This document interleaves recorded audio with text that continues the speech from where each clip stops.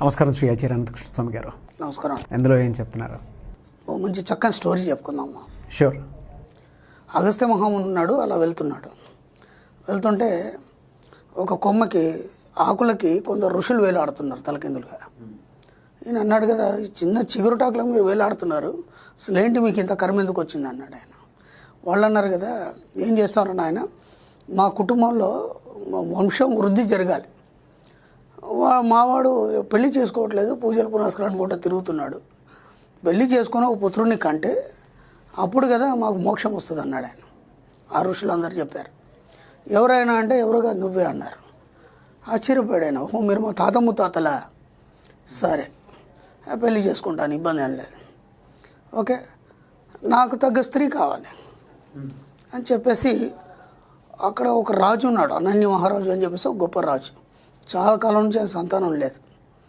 అగస్త్య మహాముని అతనికి సంతానాన్ని ప్రసాదించాడు. ఓకే. ఒక కూతురు పుట్టింది, అందమైన కూతురు పుట్టింది. పెద్ద అయ్యేదాకా చూశాడు. పెద్ద అయిన తర్వాత ఆ అమ్మాయిని పెళ్లి చేసుకుందాం అని చెప్పేసి అడిగాడు. రాజు అన్నాడు కదా, యాక్చువల్గా ఒకతే కూతురు, గొప్ప రాజు, ఒక మంచి రాజుకి ఇద్దాం అనుకున్నాడు ఆయన. కానీ ఈ ఋషికి ఎలా ఇవ్వాలని ఆయన అనుమానపడుతున్నాడు. రాజు మంత్రులు అన్నారు కదా, ఏం లేదు, ఆయన గొప్ప ఋషి, ఆయన మహర్షి, ఆయనకు అన్నీ తెలుసు. రెండోది ఏంటంటే దేవతలందరూ కూడా ఆయనకే మొక్కుతారు, శివుడు తప్ప, ఎందుకంటే శివుడు నాకు గురువు అనమాట. ఓకే. కాబట్టి ఆయనకి ఇవ్వచ్చు నీ కూతురు అని చెప్పేసి సలహా ఇచ్చారు. అమ్మాయిని ఇచ్చి పెళ్లి చేశారు. అలా కొంతకాలం గడిచింది. చాలా కాలం అయిన తర్వాత అప్పుడు భార్యను పిలిచి అన్నాడు కదా, నీకు సంతానాన్ని ప్రసాదించదలుచుకున్నాను, సత్సంతానాన్ని నీకు ప్రసాదించదలుచుకున్నాను.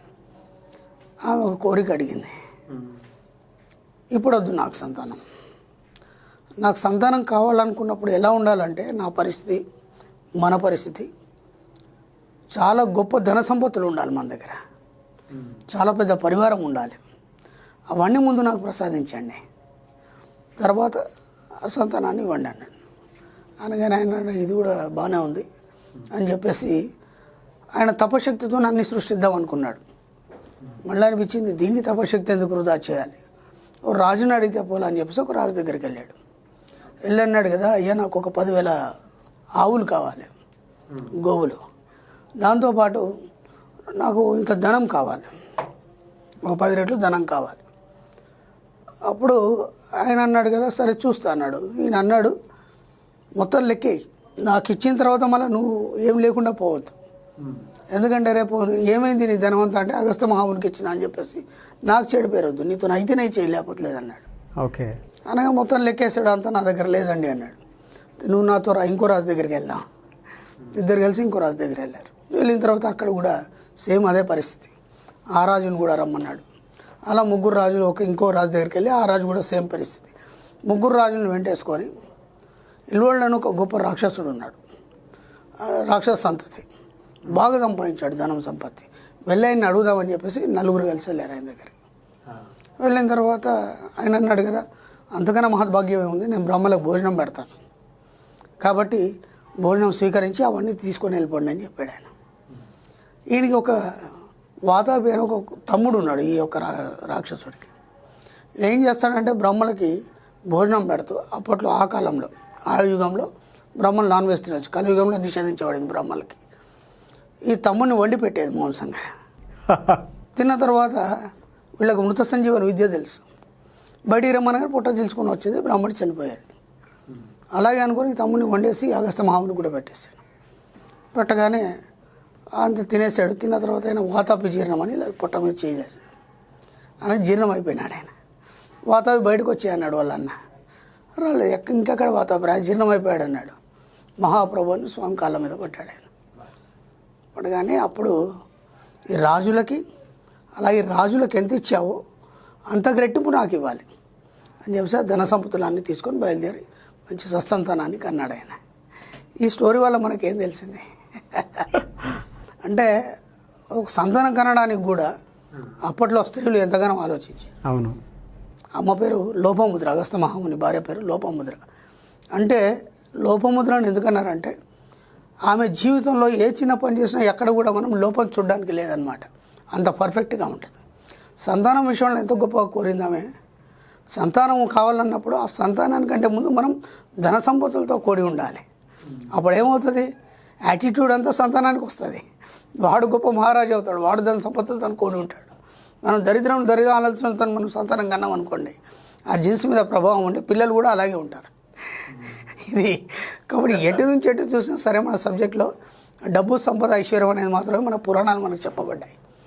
కానీ ఏమైపోయిందంటే ఈ కాలంలో పురాణాలని కనుమరుగైపోయి చెప్పేవాడు లేక, ఈ యొక్క ఆధునిక యుగంలో అసలు ఎలా బతకాలని తెలియక, ఎలా జీవించాలి, సంతానాన్ని మనం ఏ విధంగా మనం ఇచ్చేయాలి, వృద్ధి చేయాలి, వాళ్ళకి ఏం నేర్పాలని తెలియక ఏదో రకంగా వాళ్ళు జీవితం గడిపించేసి చాలా ఇబ్బందులు ఎదురవుతున్నాయి.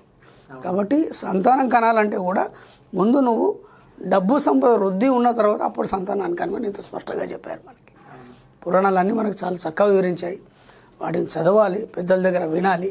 అప్పుడు మన పనులు యూట్యూబ్లు, వాట్సాప్లు కాకుండా అప్పుడప్పుడు పెద్దవాళ్ళ దగ్గర వెళ్ళి ఇలాంటివి వినాలి, చాలా గొప్పగా ఉంటాయి.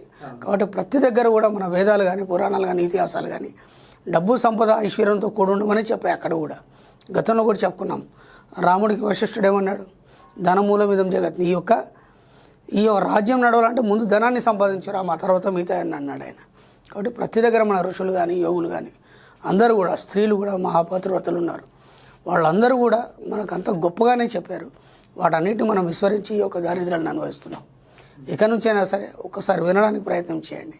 దాంతోపాటు డబ్బు, సంపద, ఐశ్వర్యంతో కూడి ఉండండి. ఇదే వీడియో కంటిన్యూస్గా వింటారు సార్. లేదు, నిజం.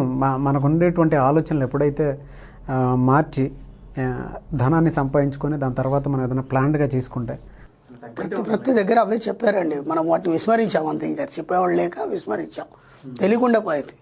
అసలు అన్ని కథల రూపంలో కానీ పురాణంలో గొప్ప పురుషులు, మహానుభావులు అందరూ కూడా ధన సంపత్తి కలిగిన వాళ్ళే. కాకపోతే వాటికి దూరంగా ఉన్నారు. ఎందుకున్నారు? వాళ్ళ యోగ సాధన వేరు, లోక కళ్యాణం కోసం చేసే సాధన వేరు. అవన్నీ ఉన్నా అతను స్థితప్రజ్ఞుడుగానే ఉన్నారు వాళ్ళు. కాబట్టి మనకు అంత గొప్ప గొప్ప జ్ఞానాన్ని అందివ్వగలిగారు. Great sir. అండ్ ఇదే వీడియోని రిపీటెడ్గా వింటారు చాలామంది. ఒక మంచి పురాణాల్లో ఉండేటువంటి ఒక మంచిని ఇక్కడ మీరు తీసుకుందాం. ఇంకా కొన్ని వీడియోలో కూడా మనం మంచి పురాణాల నుంచి తీసుకొని మంచి మంచి స్టోరీస్ చెప్తాం. అవునవును, ఆలోచన విధానం మారుతుంది. ఫస్ట్ మనకేంటంటే ఎక్కువ పురాణాలు, ఇతిహాసాలు వాటి మీద కూడా అవి ఎక్కువ జనాలు వాటిని పట్టించుకుంటారు. కాబట్టి వాటి ద్వారానే మనం ఈ సబ్జెక్ట్ని చెప్తాం కొన్ని. డెఫినెట్గా sir. Thank you so much Shri Acharya Anantakrishna Swami గారు. థ్యాంక్ యూ అండి.